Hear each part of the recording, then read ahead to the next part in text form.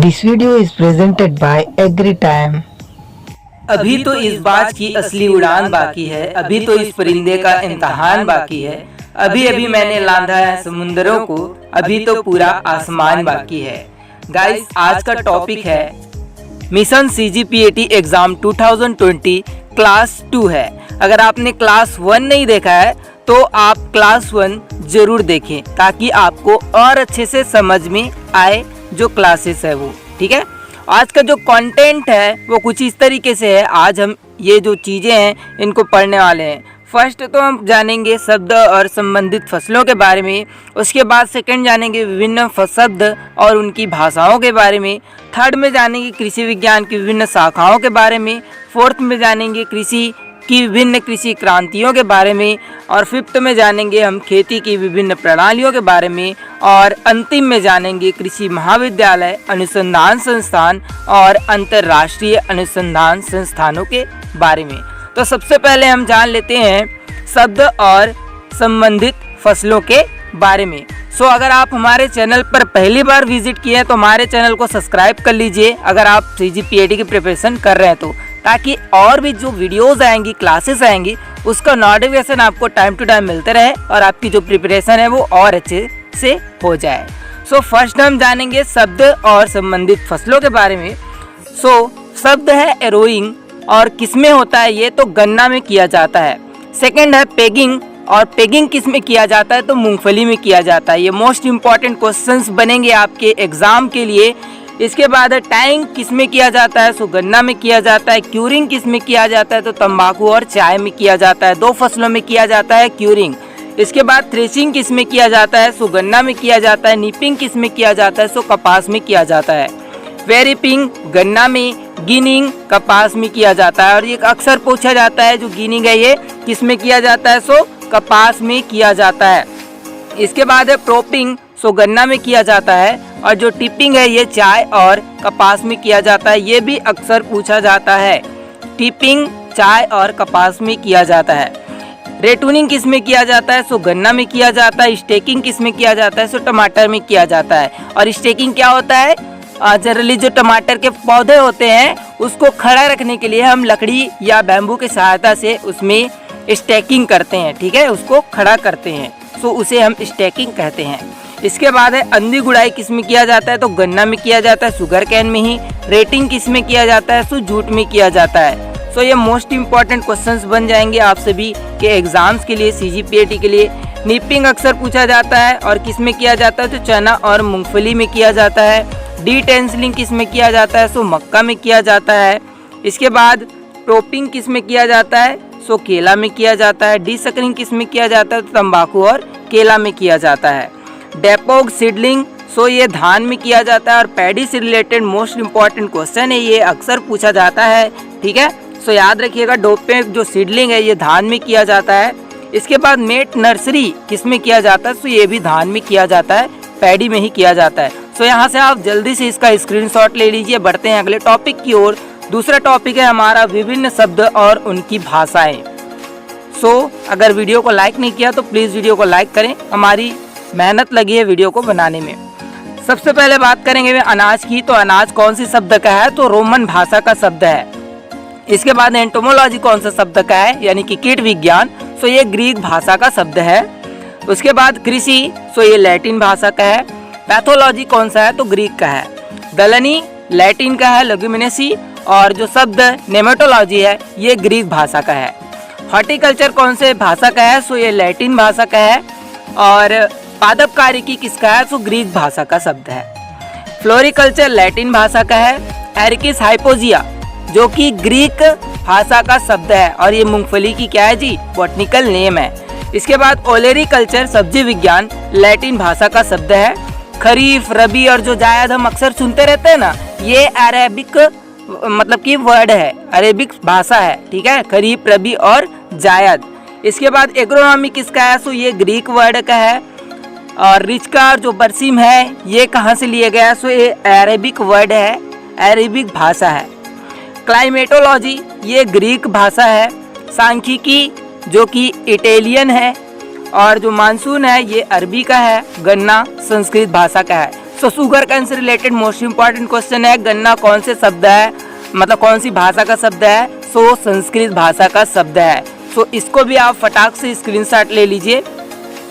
चलिए बढ़ते हैं अगले टॉपिक की ओर। तीसरा टॉपिक की बात की थी हमने कृषि विज्ञान की विभिन्न शाखाओं के बारे में। सो आप जैसे ही वीडियो खत्म होगा आप वीडियो को शेयर जरूर कर देना अपने सभी फ्रेंड्स के पास, ताकि उनको भी इसका फायदा हो सके। ठीक है, चलिए बात करते हैं कृषि विज्ञान की विभिन्न शाखाओं के बारे में। तो सबसे पहले हम जानेंगे एग्रोनॉमी। एग्रोनॉमी होता है सस्य विज्ञान, नेमेटोलॉजी होता है सूत्रकृमि विज्ञान, हॉर्टिकल्चर यानी कि उद्यान शास्त्र, फॉरेस्ट्री क्या होता है? तो वानिकी विज्ञान होता है। ये सभी कृषि विज्ञान की शाखाएं होती हैं, ठीक है, ब्रांचेस हैं ये सभी। पोमोलॉजी फल विज्ञान होता है, एग्रो फॉरेस्ट्री कृषि वानिकी होता है, ओलरिकल्चर सब्जी विज्ञान, मेट्रोलॉजी मौसम विज्ञान, फ्लोरिकल्चर पुष्प विज्ञान, एनिमल हस्बेंड्री पशुपालन विज्ञान, सॉइल साइंस मृदा विज्ञान, डेयरी दूध उत्पादन, एंटोमोलॉजी कीट विज्ञान, मैंने अभी बताया आपको। इन छोटी छोटी चीज़ों को आप ध्यान में रखते जाइए। डेयरी टेक्नोलॉजी दूध प्रौद्योगिकी संबंध रखता है। पैथोलॉजी जो है ये रोग विज्ञान, एग्रीकल्चर इंजीनियरिंग सो कृषि अभियांत्रिकी होता है ये, बायोटेक्नोलॉजी सो जीव प्रौद्योगिकी होता है, और फिशरी जो होता है ये मत्स्य पालन होता है। और फिशरी जो मत्स्य पालन है ब्लू रिवोल्यूशन के अंतर्गत आता है, मतलब कि नीली क्रांति के अंतर्गत आता है। सो इसको भी आप फटाक से स्क्रीनशॉट ले लीजिए।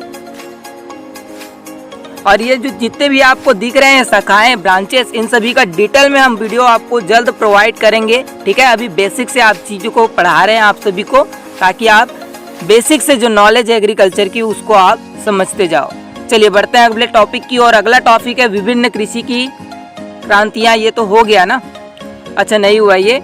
विभिन्न कृषि की क्रांतियाँ देखो यहाँ पे सबसे पहले कृषि क्रांतियाँ और क्षेत्र दो दिए गए हैं। पहले कृषि क्रांतियाँ, उसके बाद कौन कौन सा क्षेत्र में है उसका वो बताया गया है। सबसे पहले हरित क्रांति ग्रीन रिवोल्यूशन की बात करें तो ये खाद्यान्न उत्पादन के क्षेत्र में या खाद्यान्न उत्पादन से संबंध रखता है। इसके बाद श्वेत क्रांति व्हाइट रिवोल्यूशन जो कि दूध उत्पादन से, नीली क्रांति जैसा कि मैंने आपको अभी बताया मत्स्य उत्पादन से संबंध रखता है। इसके बाद भूरी या धूसर क्रांति ग्रे रिवोल्यूशन ये उर्वरक उत्पादन से संबंध रखता है। लाल क्रांति यानी कि रेड रिवोल्यूशन ये टमाटर और मांस उत्पादन से संबंध रखता है। इसके बाद सुनहरी क्रांति जो है ये बागवानी से संबंध रखता है, जिसे हम गोल्डन रिवोल्यूशन भी कहते हैं। इसके बाद नेक्स्ट है रजत क्रांति सिल्वर रिवोल्यूशन जो कि अंडा उत्पादन और मुर्गी उत्पादन से संबंध रखता है।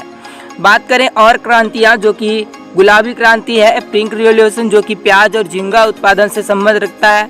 पीली क्रांति यानी कि येलो रिवोल्यूशन जो कि तिलहनी या सरसों या तेल उत्पादन से संबंध रखता है। गोल क्रांति राउंड रिवोल्यूशन जो कि आलू उत्पादन से संबंध रखता है। ब्राउन क्रांति ब्राउन रिवोल्यूशन जो कि वैकल्पिक ऊर्जा स्रोतों से संबंध रखता है। ठीक है। ब्लैक क्रांति ब्लैक रिवोल्यूशन जो कि पेट्रोलियम से संबंध रखता है। सिल्वर फाइबर रिवोल्यूशन ये कपास उत्पादन से संबंध रखता है। गोल्डन फाइबर रिवोल्यूशन जो कि जूट उत्पादन से संबंध रखता है। ये दोनों में कंफ्यूजन होता है अक्सर स्टूडेंट्स को, तो दोनों को याद रखिएगा, सिल्वर कपास और जो गोल्डन फाइबर ये जूट उत्पादन से संबंध रखता है। इसके बाद रेनबो रिवोल्यूशन जो कि सतरंगी क्रांति है, यानी कि सभी जो क्रांतियां हैं उनके लिए ये जो रेनबो रिवोल्यूशन है ये चलाई गई थी। बढ़ते हैं अगले टॉपिक की ओर। अगला टॉपिक है विभिन्न खेती की प्रणालियाँ। तो कौन कौन सी खेती की प्रणालियाँ हैं उसके बारे में चलिए चर्चा करते हैं। सबसे पहले हम खेती की प्रणाली को व्यवस्थापन के आधार पर वर्गीकृत करेंगे। तो 5 भागों में विभाजित किया गया है इसको। और कौन कौन सा? तो व्यक्तिगत खेती यानी कि काश्तकारी खेती, इसे हम इंडिविजुअल या ट्रेंजी फार्मिंग भी कहते हैं। नेक्स्ट है सामूहिक खेती, दूसरा कलेक्टिव फार्मिंग कहते हैं इसको। तीसरा है सरकारी खेती जिसे हम कोऑपरेटिव फार्मिंग कहते हैं। इसके बाद चौथा है सरकारी खेती या राजकीय खेती, स्टेट फार्मिंग के नाम से इसे जाना जाता है। 5वां में ये है पूंजीवादी खेती जिसे कैपिटलाइज्ड फार्मिंग कहते हैं। अब बात करते हैं खेती की प्रणाली को प्रभावित करने वाले कारकों को। कौन कौन सा जो कारक है वो खेती की प्रणाली को प्रभावित करता है। सबसे पहला है जोत का आकार, साधनों की उपलब्धि, व्यवसाय का परिणाम और उपलब्ध सुविधाओं का उपयोग। ये जो चीजें हैं ये खेती की प्रणाली को प्रभावित करने वाले प्रमुख कारक हैं। आगे बात करते हैं हम सामूहिक खेती के बारे में। इसमें स्टार लगा है, आप देख सकते हैं, तो इसको अच्छे से सुनिए। खेती की सामूहिक प्रणाली में फार्म का प्रबंधन तथा स्वामित्व सामूहिक होता है, ना कि इंडिविजुअल। मतलब कि एक ही व्यक्ति नहीं होता, सामूहिक रूप से होता है सामूहिक खेती में। इसके बाद नेक्स्ट है सहकारी खेती की कौन कौन सी प्रणालियां हैं। सो सहकारी खेती की जो प्रणालियां वो है सहकारी उन्नत खेती, सहकारी संयुक्त खेती, सहकारी काश्तकारी खेती, सहकारी सामूहिक खेती। सो 4 हैं सहकारी खेती की प्रणालियां जो कि आपको याद रखना है, रिमेम्बर रखना है, ठीक है। इसके बाद है पूंजीगत खेती जो कि स्टार पॉइंट लगा है तो आपको याद रखना है, जो जो स्टार पॉइंट आपको मिलेंगे उसको आपको नोट करते जाना है। पूंजीगत खेती सो चीनी मिलों के पास गन्ने का फार्म तथा असम व अन्य राज्यों में स्थित चाय की बागान, ऐसे फार्म का उदाहरण होता है पूंजीगत खेती का। इसके बाद नेक्स्ट पॉइंट में दिया है कृषि तथा अन्य उद्योग एक दूसरे के पूरक उद्योग कहलाते हैं, क्योंकि एक उद्योग का विकास दूसरे उद्योग के विकास में सहायक होता है। सो ये इम्पोर्टेंट पॉइंट्स हैं, जितने भी स्टार पॉइंट्स लगे हैं वो तो आप उसको अच्छे से देखिए। बात करते हैं अगले टॉपिक की ओर। तो देखिए अगला टॉपिक है प्रायः किसान अपने कुल क्षेत्र का 10% भाग खरीफ के चारे को उगाने में प्रयोग करता है। कितना परसेंट भाग? सो 10% भाग, और केवल 1% भाग रबी के चारे के लिए छोड़ता है। मतलब जो पशु के चारा होता है उसकी बात यहाँ पे की जा रही है। सो खरीफ में वो 10% भाग पर और रबी में 1% भाग के लिए छोड़ता है चारा के लिए। इसके बाद स्टार पॉइंट लगा है, उसको ध्यान रखिएगा आप। आम की संकर प्रजाति अंबिका अंतरराष्ट्रीय बाजार के लिए उपयुक्त सिद्ध हुई है। केला में सर्वाधिक प्राकृतिक टेट्राप्लाइड ABB बताई गई है। अंगूर में डाउनी मिल्ड्यू की भविष्यवाणी हेतु सॉफ्टवेयर MET Win2 उपयुक्त पाया गया है। सो इसको याद रखिएगा। इसके बाद अगले स्टार पॉइंट की ओर बढ़ते। भारत में कृषि विकास कब शुरू हुआ था? सो ये छोटा सा है। प्रथम चरण कब हुआ? 1950 से 68, प्री ग्रीन रिवॉल्यूशन इरा इसको बोलते हैं। द्वितीय चरण कब हुआ? तो 1968 से 88 में, जिसे ग्रीन रिवॉल्यूशन इरा बोलते हैं। इसके बाद तृतीय चरण कब हुआ? सो 1988 से अब तक पोस्ट ग्रीन रिवॉल्यूशन इरा इसको कहा जाता है, ठीक है। बढ़ते हैं अगले टॉपिक की ओर। अगला टॉपिक है आपका भारत में कृषि अनुसंधान महाविद्यालय, अंतर्राष्ट्रीय कृषि अनुसंधान संस्थान, इसके बारे में हम चर्चा करेंगे। सो इसके लिए आपको क्या करना है, आपको हमारा टेलीग्राम ग्रुप जो कि आप सबसे पहले आपको प्ले स्टोर में जाना है, वहाँ पे टेलीग्राम सर्च करना है और उस ऐप को इंस्टॉल करना है।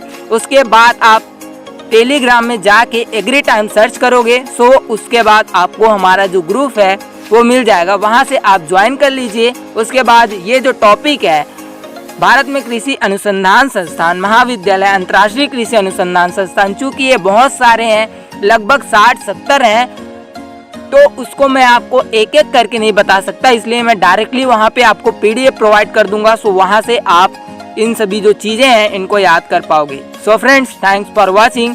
लाइक कीजिए, वीडियो पसंद आया तो शेयर कीजिए अपने फ्रेंड्स के पास, कमेंट कीजिए और सब्सक्राइब करना बिल्कुल भी ना भूलिए।